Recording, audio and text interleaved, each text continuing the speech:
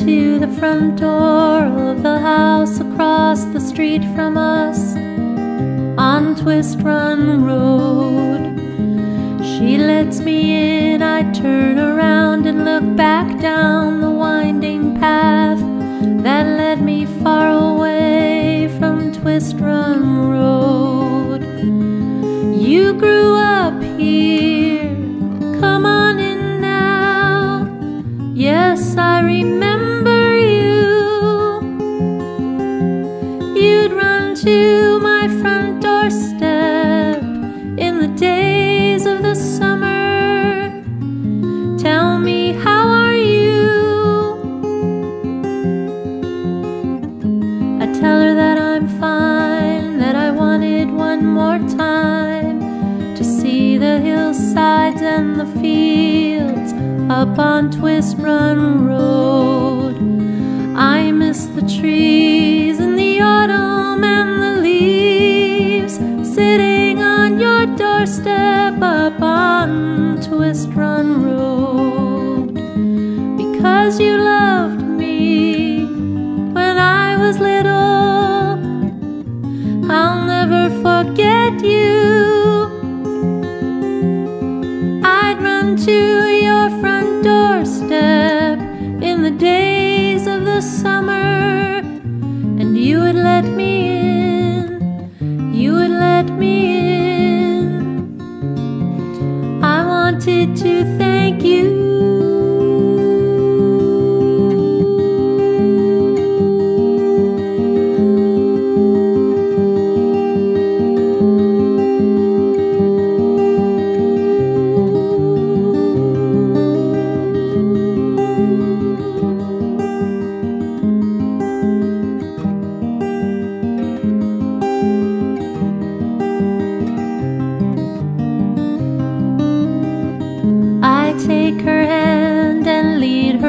To the front doorstep where we sit and watch the sunset over Twist Run Road. And as I drive away, she turns around to wave goodbye, closes the door on my memories of Twist Run Road.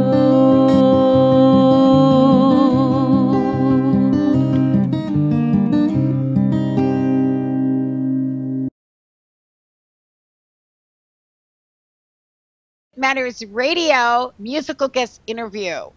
This is Monica Brinkman, and I am your host for the evening. But even more so, Carrie Hall will be interviewing our musical guest this evening. So I might be piping in now and then, but for the most part, Carrie's going to be conducting this as she always does, and she does an excellent job. Thank you. And Carrie, you've picked someone today that my heart goes pitter-pat because I'm so fond of this type of music, and I think we need more of it. Yes. But I don't want to give it away. Right. So, turn this over to you. You can introduce our guest. Thank you. Everybody, viewers, fans, I love this woman. This is Elaine Lucia. She lives in the Bay Area, Petaluma, Sebastopol, excuse me. She is a jazz singer, jazz writer. She has recorded not one, not two, but 3 internationally played jazz CDs, which we're going to talk about in a little bit. So welcome to the show, Elaine. We're so happy to have you. I'm so happy to be here. Thank you. Elaine, I thought what was really interesting is that you started actually recording your music or music from the time you were 12. Talk about that. Well, I basically had a mentor when I was in junior high school, like 7th grade, so 12, 13 years old. My chorus teacher, choir teacher, was a jazz pianist named Mario Cerrone, and he was amazing. And he took me under his wing. He had a little madrigal group that he put together outside of the regular school choir. And I would go home with him after school, have dinner with him and his wife and his 3 kids, and then he and I would sit at the piano for hours. and he would just go through the repertoire, all kinds of music, from show tunes, jazz standards, classical pieces, and he just really took an interest in me as a singer, and I soloed with that chorus group for 2 years. And at that point, it was funny because he asked me when he sort of discovered that I could sing, which I really didn't know. I had never sung out. I would sing to myself, you know, because I don't have a musical family. I'm the only musician in the whole family. He said, "Well, gosh, I want you to sing this solo, and what else do you know?" And he said, "Hey, there's this beautiful song from the Broadway show Godspell, but you have to play the guitar. Do you play the guitar?" I was like, "Oh yeah, I play the guitar." But I didn't play the guitar. I didn't even have a guitar. So I just wanted to do it so badly. So I got a guitar, borrowed one, and learned this song. And my first performance in front of an audience was on the guitar singing a song that, you know, I just learned to play for that concert.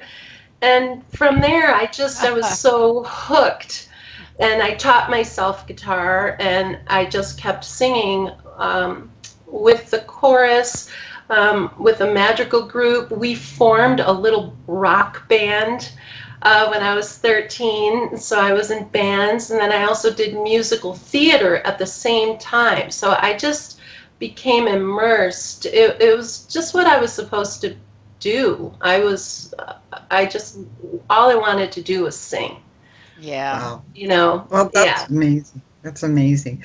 So you were classically trained to sing at a place called Eastman School. Talk a little bit about that, because it must, in my mind, it must be difficult to go from, let's say, opera to jazz, even though they're both sort of difficult in my opinion anyway to sing. So talk a little bit about the schooling and all. Well, when I was 15 and I was in high school, I was very serious about my singing. Even though I was singing folk music on the guitar, I was singing jazz and standards, I was in theater, I wanted to be a great singer. And opera singers are masters of their instrument. Mm-hmm. So I always considered myself an instrument. My body is my instrument. And so I begged my father for opera lessons. And I took lessons with it was called the Tri-Cities Opera at that time in Binghamton, New York. And at 15, I was taking voice lessons. And then when I graduated from high school, I graduated early. I got into what is now called Binghamton University, but back then it was SUNY Binghamton, State University of New York at Binghamton. And I got in on a theater scholarship, which was kind of hilarious. But anyway, a month after I got in, I switched to the music department and got blacklisted by the theater department because I did that. But whatever, I didn't care. And I started lessons with David Clatworthy, who was a baritone with the New York City Opera. So I just, you know, it all just kind of happened the way it was supposed to happen. I was just kind of bounced from opportunity to opportunity and just soaked it all up.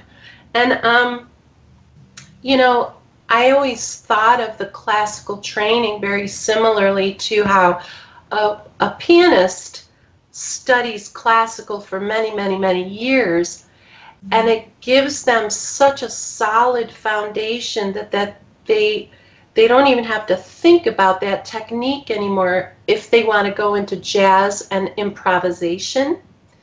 So the classical training gives you the complete control and strength and confidence to go into other genres. So I didn't consider it difficult at all. In fact, the entire time I was singing opera or studying opera, I was singing in a rock and roll band.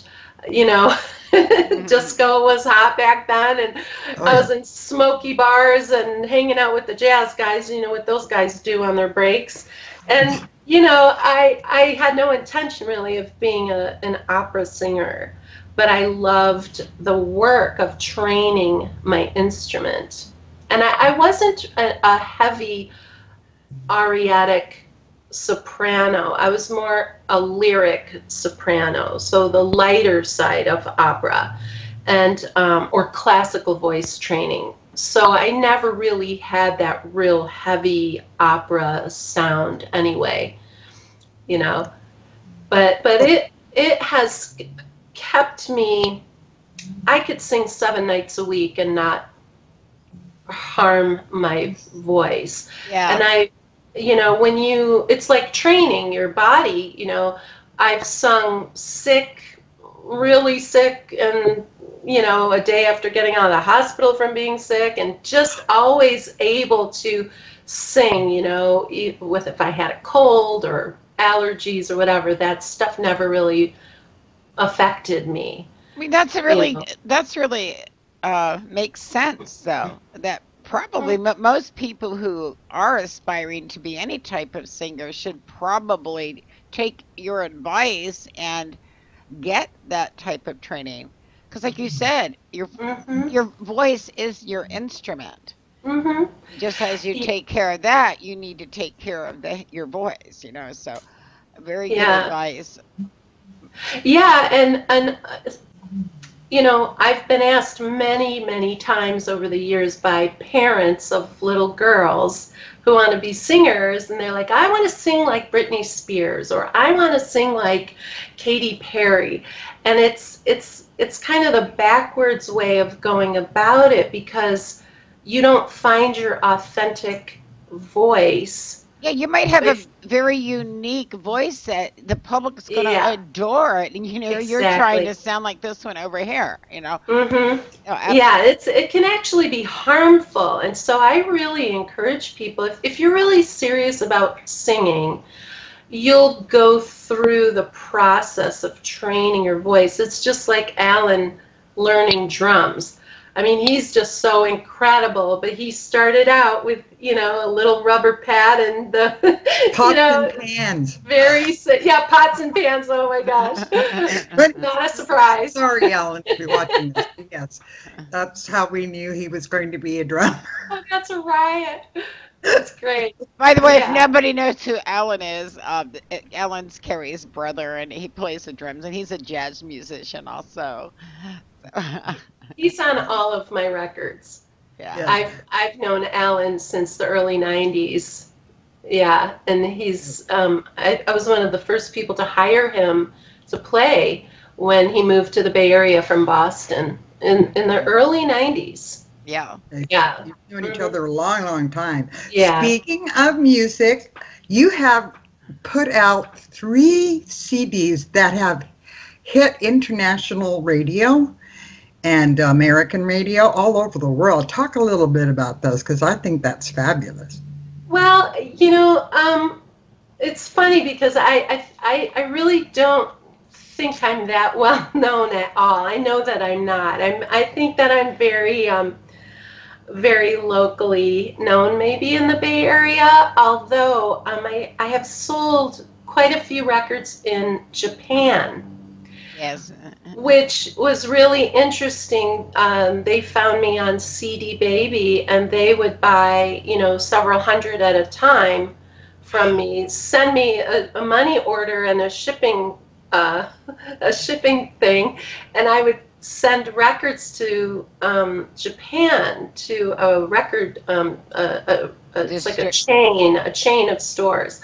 Right. And that was always really interesting. I get a lot of, I still to this day get sales. I mean, it's very small, but, you know, from Japan. And I know in Canada that I've been played there and had reviews and so on. So it's so weird because I don't really market myself, which is doubly strange because I'm a marketing professional. That's what I do as my day job, and I'm really comfortable marketing my clients or my employer, but not so much myself.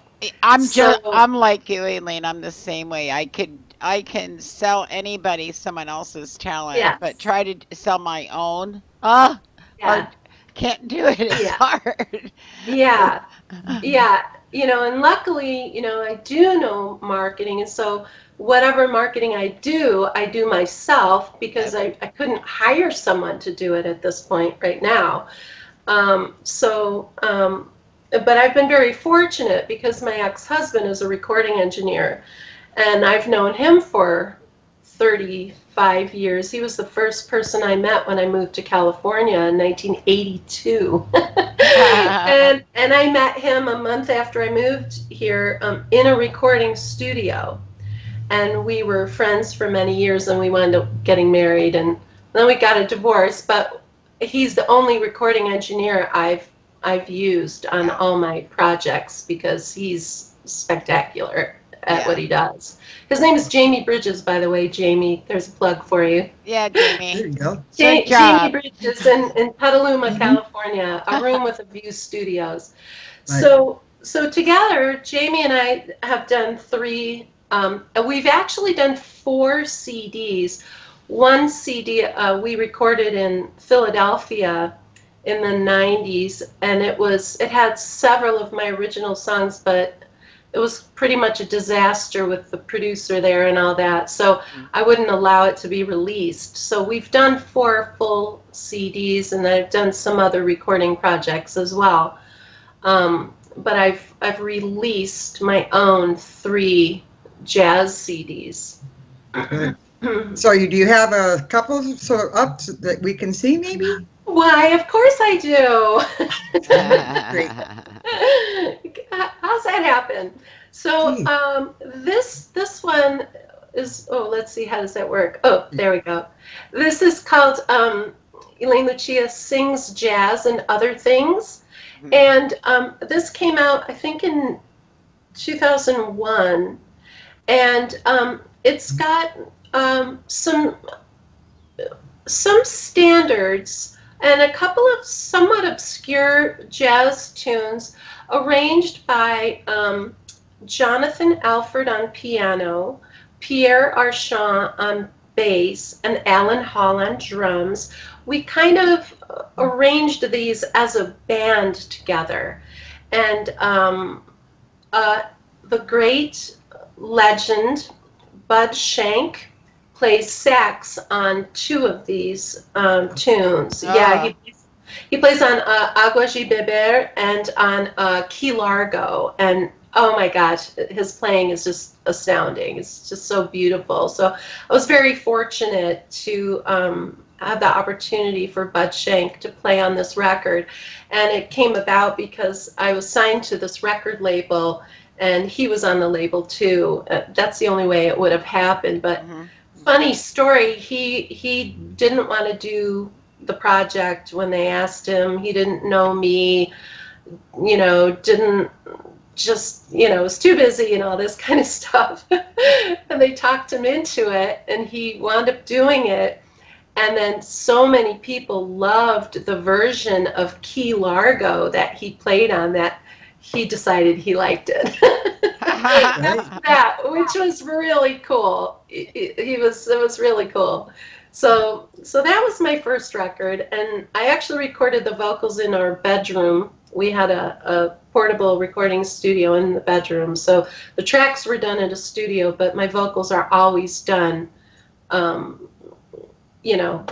in the kitchen or on a portable studio, because that's whatever works. Yeah, that's how we work best. And then this one is called A Sunny Day, Sonny. It's dedicated to my father, Frank Sonny Lucia. That's pretty.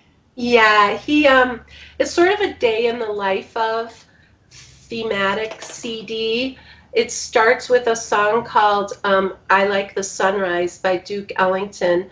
And the songs kind of, each song is a little quicker tempo, more instrumentation, more arrangement, harmonies. And the songs kind of follow a day. So the sun is rising, and then the midday or the climax of the record is I Only Have Eyes for You, which is samba arrangement that we did. And then after that song, the songs get quieter, fewer instruments. And then the last song is called Final Remembrance, because my father passed away before I could record this record for him. And the music for that song was written by Jerry Gross, vibes player, wonderful vibes player I've been playing with for 20 years. He did all the arrangements on the songs, and he wrote the music for Remembrance. And I heard the song on the day of my father's funeral. Oh. And the lyrics came to me as I was driving back home from my father's funeral. And so I wrote to Jerry and asked him if I could write lyrics to that song, and he said yes. And so it's the final tune on this record. And I'm pretty proud of it. I've never really been able to perform that song live, but a lot of people have played it at memorial services. I understand a choir did an arrangement of it down in LA a few years ago and contacted Jerry and myself to ask if they could have the sheet music. And so that's kind of special. It is. And then there's, is it one song? There's one song on here that another song that I wrote on here, that I wrote the words and the music, and it's called I Call You Sunny. And so this record's kind of my secret favorite because it's dear to my heart. And I never really promoted this record at all. It took me 4 years to do it after my father's death, and so it's just it was a labor of love. But I think it's pretty nice. Dave McNabb, a great guitar player who lives in Sebastopol, coincidentally, plays guitar on here. And Jeff Koshua of the Rippingtons plays sax on this record as well. Yeah. Michael Goodell, another wonderful Bay Area guitar player, is also on here. And Jerry Gross on vibes. Jonathan Alford on piano. He's just amazing. Pierre Archant on bass, Alan Hall on drums. Aww. What a coincidence. What a coincidence. Well, listen. So sorry? No, I was going to say, why don't we take a break right now, and we're going to listen to a couple songs, and then we'll be right back, and we'll chat some more with Elaine. So, folks, get ready. I think you'll really enjoy this. Here you go.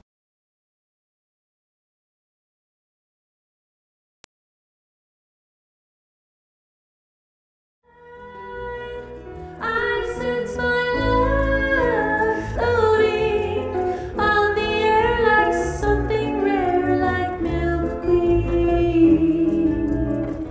to surround you.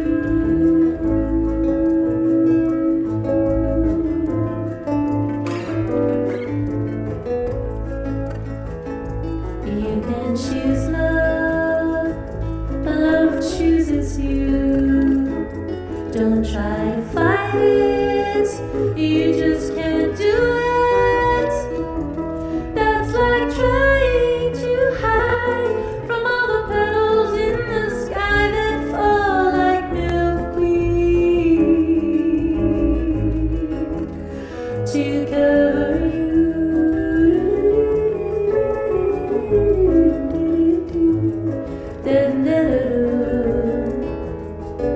You know, loving you reminds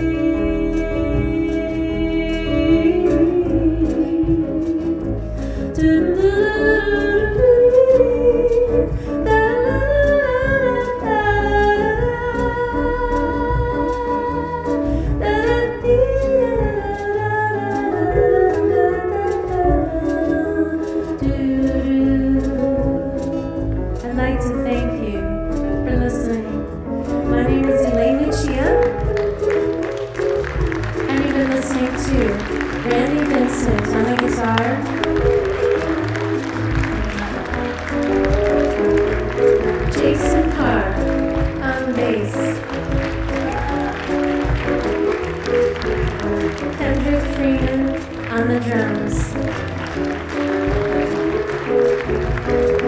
You can find me on the interwebs at ElaineLucia.com, and I hope to see you again. Thank you so much for listening.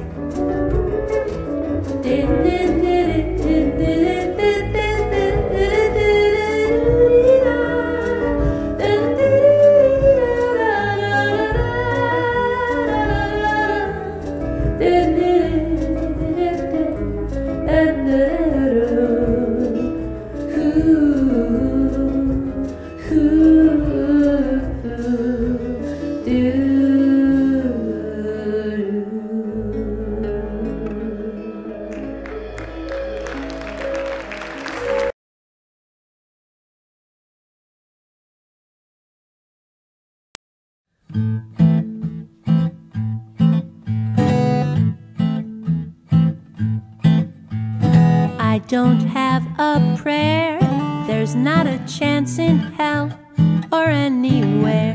You can't save my soul, I'm lost for good. Where the straight and narrow goes, I just can't see it, and the devil knows how to keep me from the righteous path, from doing what I should. Now it may seem like I've lost my way, ignore what I do, but hear me when I say I'm trying hard to do what's right one day before I die. My intention's strong, but the flesh is weak. I know hell is hot, but not like the heat of my baby when he holds me tight, and that's no lie. Guess I'll have to start all over again. I'm gonna start over all over again, again. Start all over again. I'm gonna start over all over again. But I don't know where that might lead. Temptation's got me on his knee. I'm sure enjoying the ride, so don't interrupt my slide into temptation. Damnation. I don't know if I can quit. My song of sin is a great big hit, so I'm raking it all in. I know it's a sin, but I can't help it. I can't help it, 'cause I can't say no, no, no, no, no, no, no, no, no, no, no, no, no, no, no,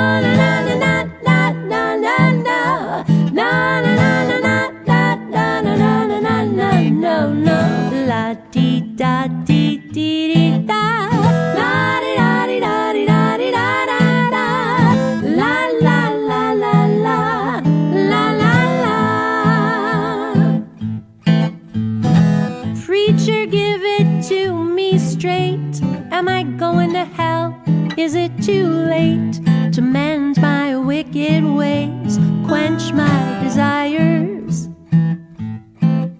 Be gone regret and misery. I'm a warrior now, I want a victory over all that would cast me in the everlasting fires. I guess I have to start all over again. I'm gonna start over all over, and this time I mean it. Start all over again. I'm gonna start over all over again. But I don't know if I can change. Being bad makes me feel so strange. It's a tingling in my toes, and only heaven knows how much I like that. I like that. Redemption's like a rush right through you. Sing it, glory, hallelujah. Now my tale of woe has been tied up in a bow. Oh, how I like it.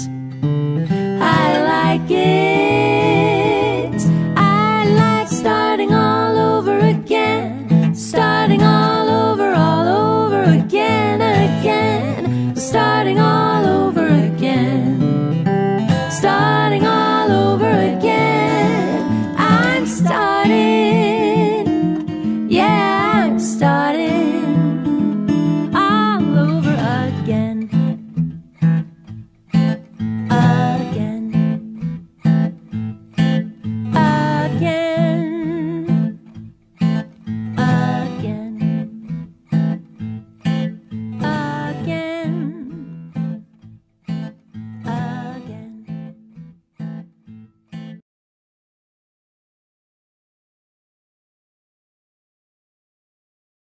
Great music, Elaine. I love the music that you do. I wanted to talk a little bit about your song, Milkweed. That is such a beautiful song. And I just have to mention very quickly that I remember Milkweed, and it was nasty.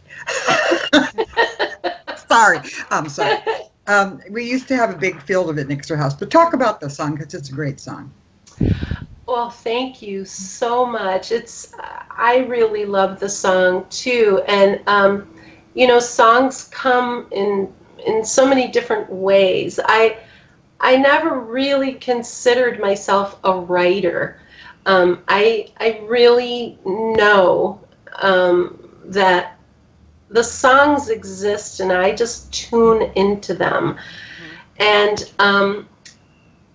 I don't know how I had this memory, but I just had a flash of a memory being a little girl out on Twist Run Road, where I grew up in upstate New York. And in the summertime, all of us kids, you know, we had a neighborhood gang of all of us kids, would be in the field, and it was very hot, you know, September, August maybe. And all the milkweed pods would be ready to open, and we'd like time it. We'd get all the milkweed pods, and then we'd count to 3 and tear them open and blow the milkweed out, and it would look like snow. and I just flashed on that memory, and I had the thought it's kind of like making it snow in the summertime. Yeah. The kids, you know. And so I wrote the song from that, and it was that memory was just pure love.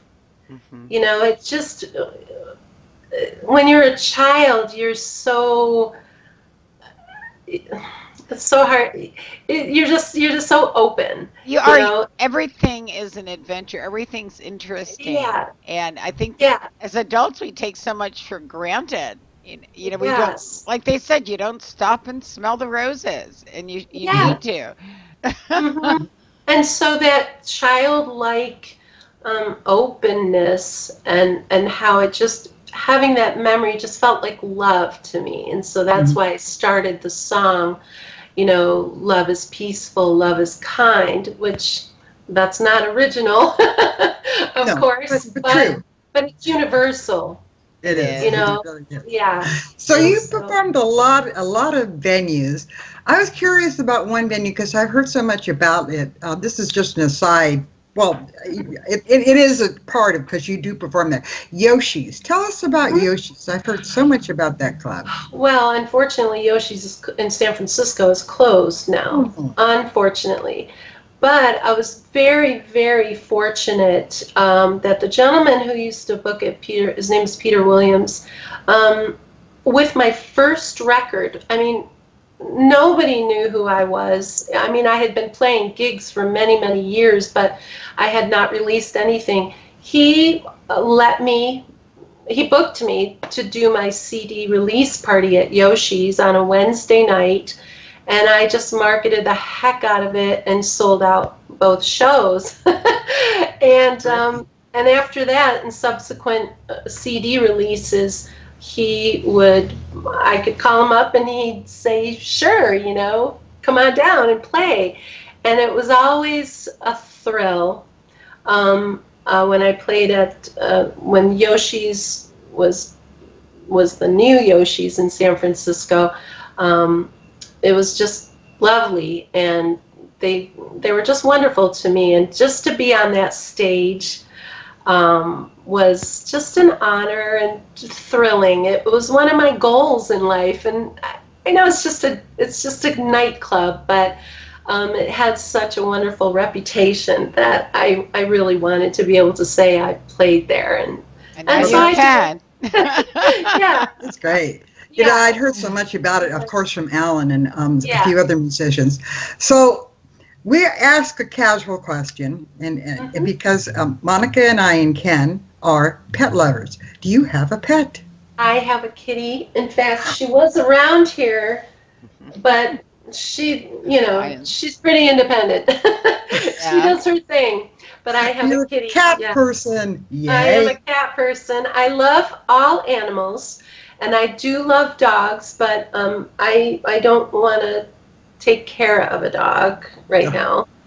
Kitty's very independent. I don't have to worry about her. I can come and go.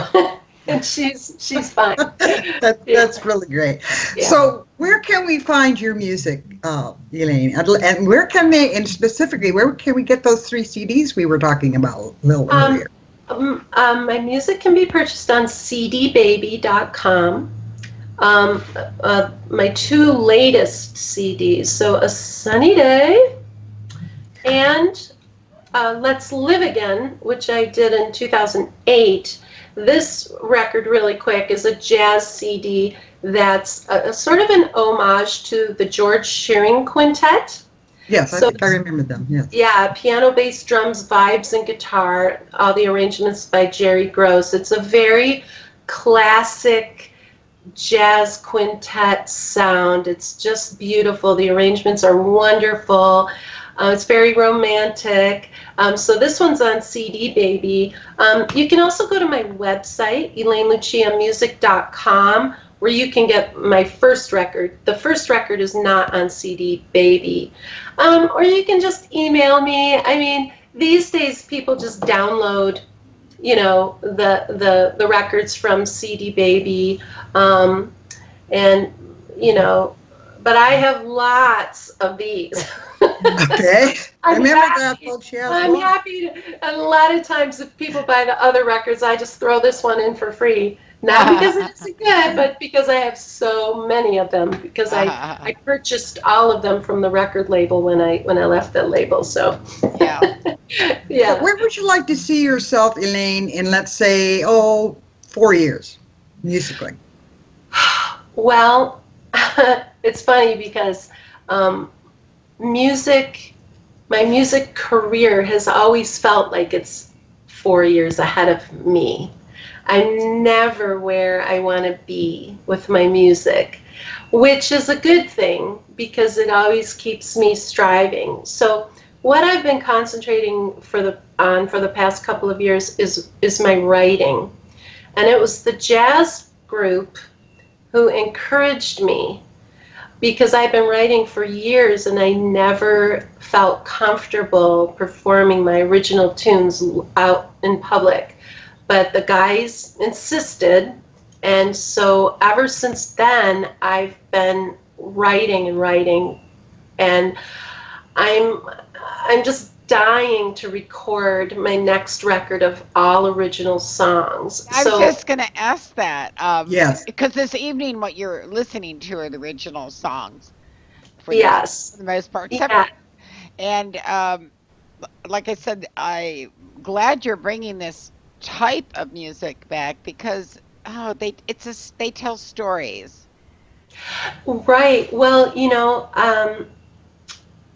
I've been writing songs since I was 12, 13 years old. And with all the jazz history, my guitar playing is sort of like bluegrass finger picking, really. I'm a finger picker. Yeah. I don't use a pick. I don't strum. It's very melodic playing. Right. And I learned off of James Taylor and Joni Mitchell LPs, Doc Watson, Norman Blake, that kind of thing. And so my original songs are kind of a blend of jazz chords and jazz melodies with some maybe Brazilian style harmonies in the chords. They're fat chords. with a finger-picking style. So I call it bossa americana. I like it. I like it. But it's not pure, it's just kind of, it's me. It just feels like the two parts of my musical brain that came together. And so I have been incredibly fortunate that I sort of converged with two amazing musicians who are supporting me in this endeavor. That's wonderful. Hugo Wainsinger, he's from Argentina, a wonderful guitar player. He's probably going to be recording a lot of the basic tracks in his studio. And then he connected me with Weber Yago, who now goes by the name Jasnem Dia Singh. He's a Brazilian pianist, world-renowned, Yes. who has done 6 of my arrangements, and he's doing string quartet arrangements for 2 more songs, and then he'll be playing on my record. And All right. oh my gosh, it's You have to so give yourself, thrilling. yeah, but Elaine, you have to give yourself credit for this, because why would these very talented individuals be drawn to you or even wish to work with you? Because they see your talent. Well, I feel that that this is a gift that I have been given, because I've always struggled in my music career pretty much alone, solo. I don't have a manager. I don't have a husband or someone financing me. Everything I do, I work a full-time job or 2 and pay for everything myself. And so to have these people literally just kind of drop into my life and go, hey, we want to do this. Yeah, sure, we'll do it. I'm like, wow, how awesome. And they're very supportive. It's taking a long time.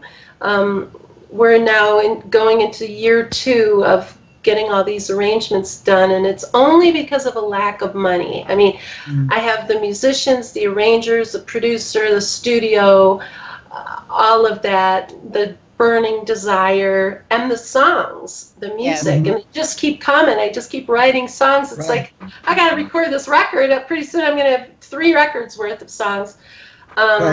So all of that's a gift, really. That's how I look at it. Are you talking about, maybe, I know you mentioned it, I think in your email to me, do you want to do an Indiegogo campaign, perhaps, or one of those to get yourself going? Well, I don't want to do it at all. I did a Kickstarter campaign and wasn't successful. If you don't raise 100% of the money, you get none of it. Yeah. Whereas with other plans or programs, you can get what you raise, you just pay a commission for it, which is totally fine. It was just so much work and so demoralizing, and I don't have a team. What I need is someone or a couple of people to do that marketing for me. Like, I could set it all up, I know how to do all that, but I can't ask for money. I just can't do it. It's really hard. No, I understand. It's hard to beg. Alan did his on one of those sites, and he did rather well. Now, he didn't raise all the money. I forgot what the site is, but I think he did. That might be an idea. I think you could get a good chance at it. Yeah, I talked to him about it, and Alan, I'm pretty sure he did an Indiegogo. Was that thing. okay? I have to say, if I could just stop for just a second to talk about Alan. How important, no, seriously, how important he is in my life. I don't know if you're aware of this, but, he was with Cirque du Soleil.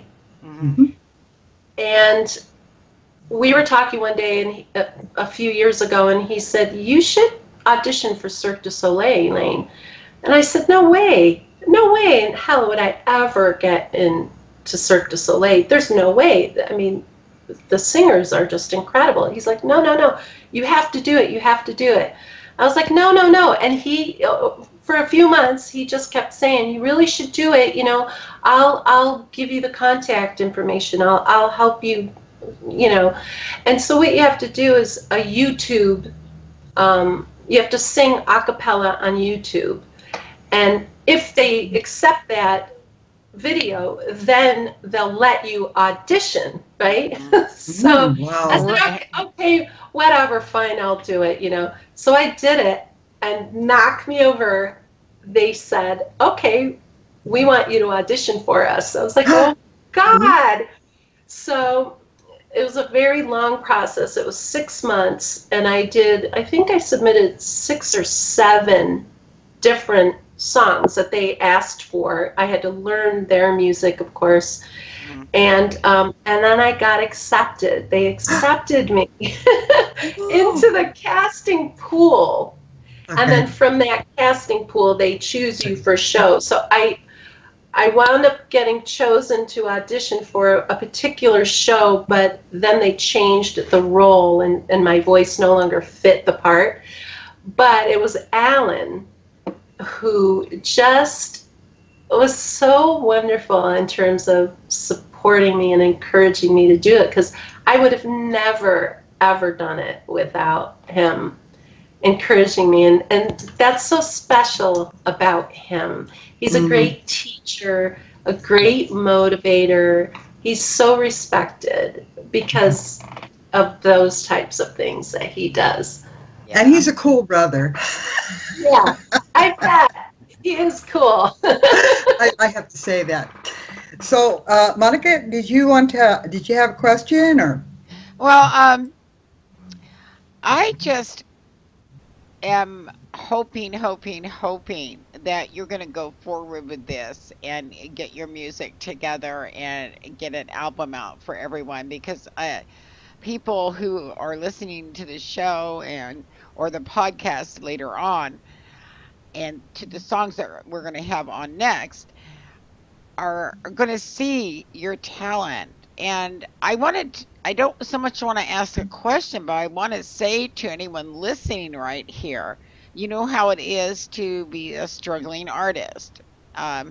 They have to eat, they have to pay the rent, and just like everyone else.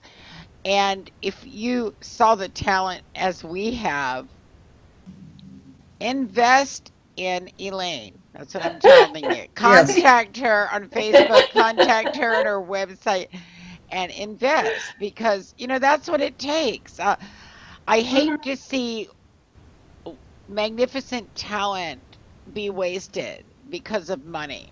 I see so many out there who had money that aren't that good, to tell you the truth. And I'm not being mean, but I'm just being truthful. And it just hurts my heart when I see talent like this.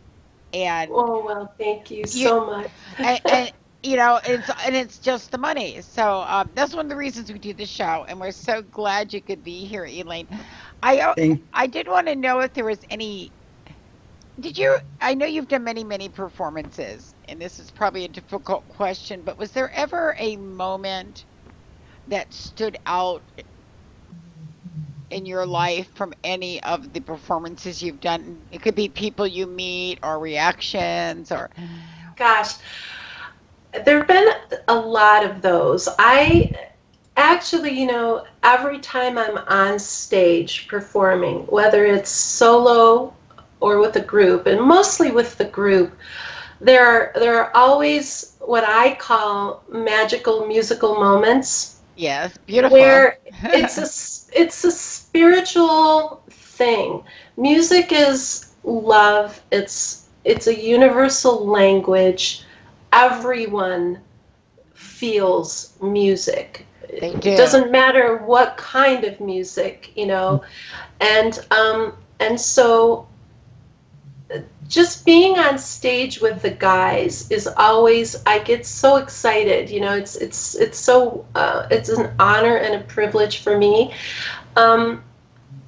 as you were asking me that question, one performance pops into my mind, and this is just a very personal thing. I used to sing, I have a version of the national anthem on guitar, and it's real pretty. It's like a folky version. It's nice. Oh, I would love it. I already know. Well, I was invited to sing it in front of the at the Oakland Coliseum for the Golden State Warriors. Oh. This is years ago. Yeah, right. And I said, but the way I was invited to do it was I was actually hospitalized. Well, they thought I had spinal meningitis, and anyway, I was literally flat on my back, and I couldn't even lift my head. And the guy called. He had heard me sing somewhere and said, "Hey, can you sing the national anthem at the Warrior game?" And I didn't tell him I was flat on my back. And I said, "Yeah, sure. When?" And he said Friday. I can and see this rolling you out Monday. there. It was Monday. He said Friday. I was like, okay, I'm getting out of this bed.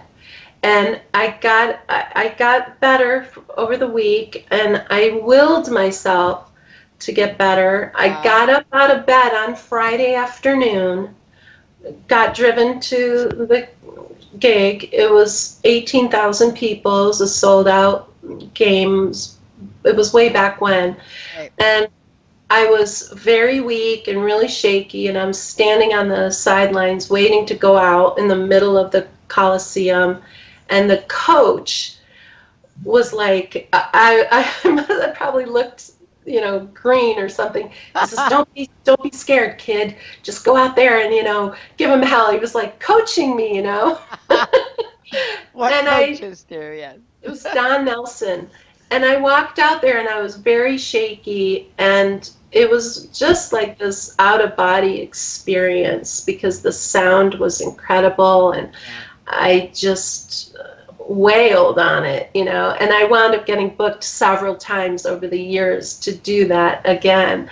But it was kind of a real example of the power of music to heal, literally, physically heal. My desire to want to sing so badly is what just took me right out of my body. Yeah. And made that happen. So I've had many instances like that where I've been shown the power of music to heal, and that's the core of the songs that I write now. Yeah. They're all about that in a subliminal way, or maybe overtly, but it's all in there. And that's what I hope people will get from my songs is a feeling of peace or nostalgia or just love, or just to kind of get away for just that moment and feel those feelings and feel good. Yeah. Well, your music definitely makes us feel good, Elaine. Yeah. It's fabulous. You have such a powerful voice. And I just want to make one quote from a reviewer, just bits and pieces. Alluring at times, boisterous, bouncy, and engaging at others. Funny, witty, delicate, and eloquent, but always, always classy and thoroughly professional. And she can sing. Boy, can she sing. And I think we know that. Well, gosh, Elaine, thank you so much for joining us for an interview. We're so happy to share your talent with the world. And gosh, keep in touch with us. I think. Absolutely. Did you see my cat Punky, who just? I did. I thought he was here. Darn it! Oh well. Well, Punky shows up at every single show, doesn't she, Carrie? I don't know why. She does. She thinks she's a diva or something, but she actually does a newsletter each month, and it's called From the Litter Box. Awesome. Yeah. So please keep in touch, even rate Carrie or write us at itmattersradio.com. You can contact us there and let us know what's going on.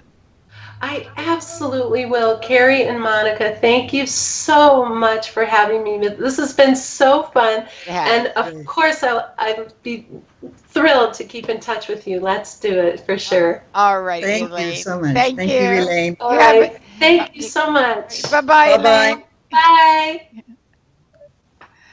Oh, All Carrie. right. Carrie, Wasn't that she's wonderful? yeah, a delightful person, and she's you know what gets me, Carrie? The extreme talent so many of our guests have, and they don't even know it. They're so humble about it. And I I think people just listening to Elaine on the show today got some great pointers. Oh, yes. Mhm. You know, And I think the one point she mentioned, Monica, I just want to mention it briefly, is the way to train your voice. She mhm. talked a little bit about that, so that you don't strain your voice.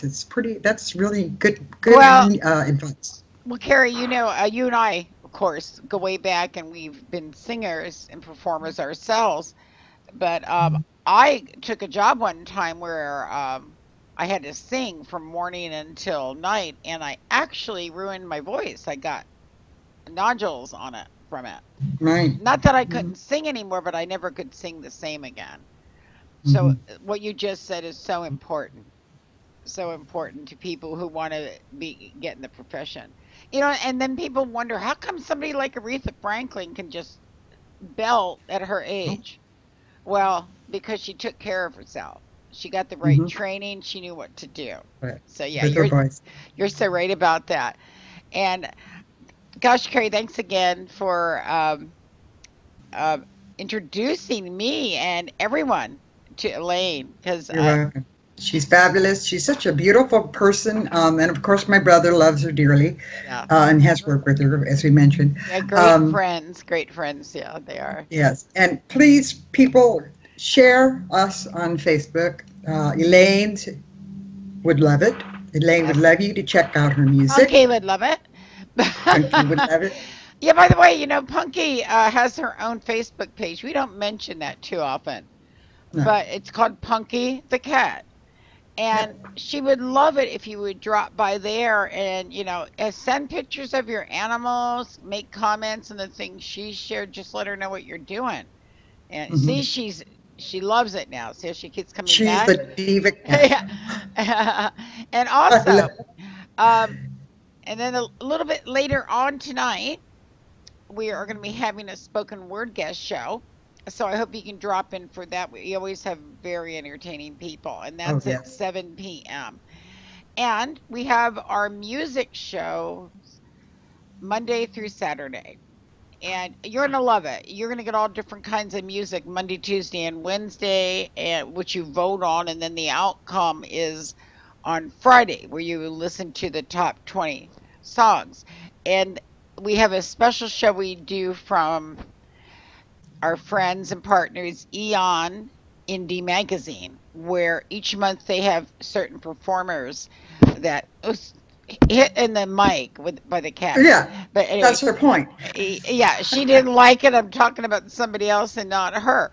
But those shows are fantastic. I mean, you're gonna just love it. And then on Saturday, we have World Stage Music's top 10, and you're gonna adore those also. So tell everybody about our show.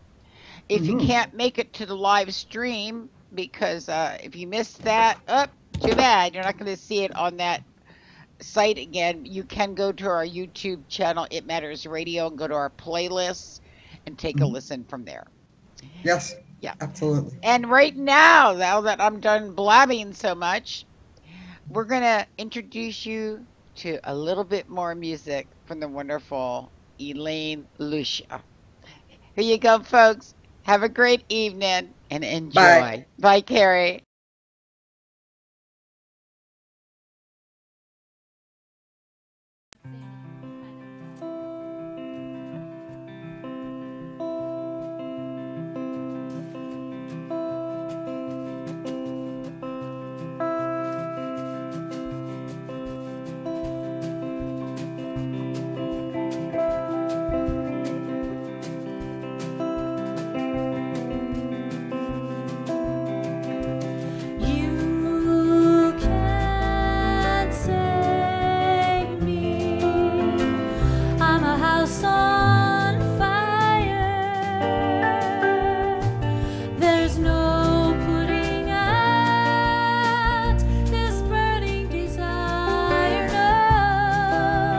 You can't save me.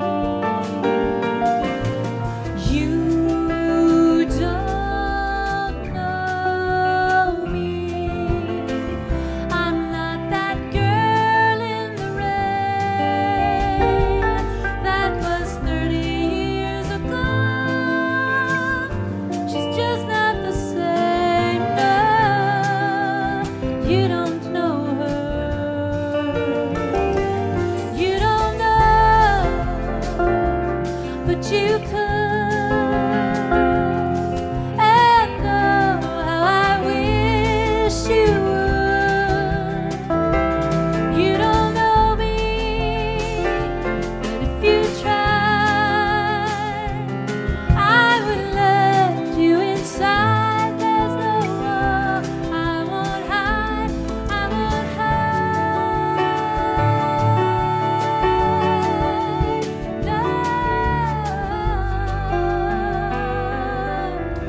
we can't help this burning fire, ember coals,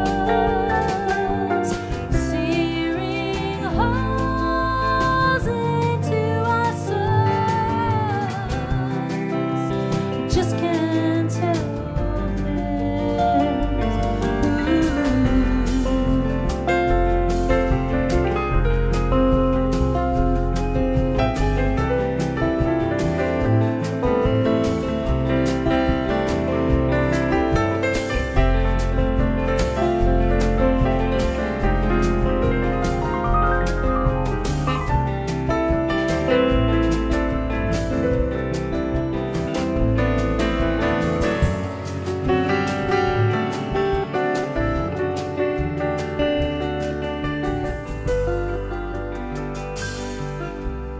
We can't help this burning fire, ember coals,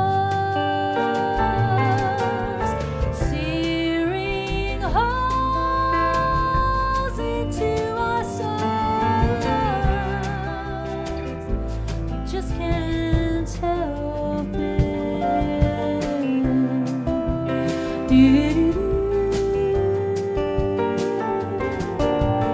You can save me.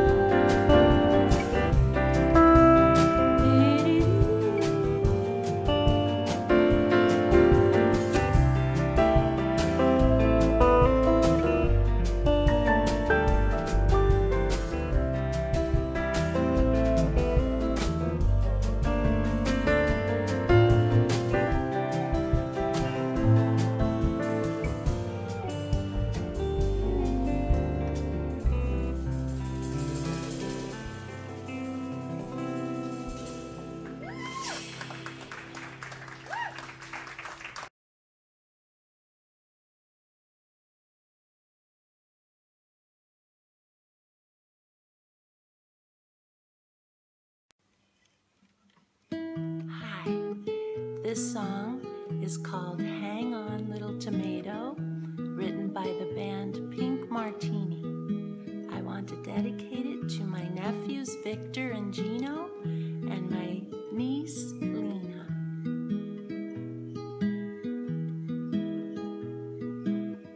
The sun has left and forgotten me. It's dark, I cannot see. Why must this rain fall down? I'm gonna drown in a sea of deep confusion. Somebody told me, I don't know who. Whenever you you are sad and blue, and you're feeling all alone and left behind, take a look around and you will find you've got to hold on through the night, hang on, things will be alright. Even if it's dark without a bit of sparkling, sing-song sunshine from above fills the skies with sunny love. Hang on to the vine, stay on, things will be divine. And if you start to cry, look into the sky, something's coming up ahead to turn your tears to dew instead.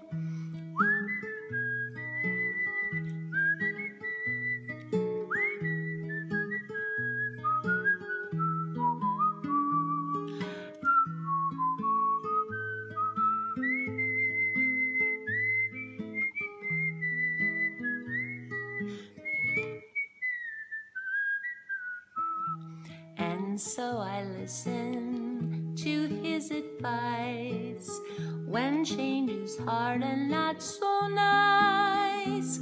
If you listen to your heart the whole day through, your sunny summer